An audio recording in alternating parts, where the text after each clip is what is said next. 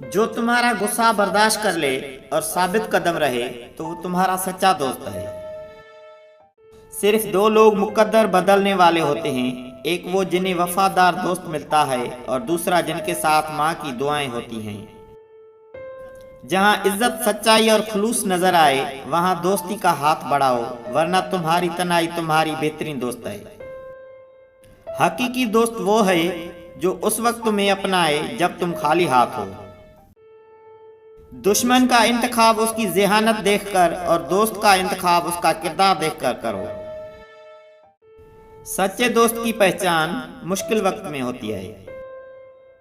दोस्त वो है जो ये कहे कि जो कुछ मेरा है वो मेरा नहीं बल्कि मेरे दोस्त का है। दोस्ती निभाने की चीज है, दिखाने की नहीं।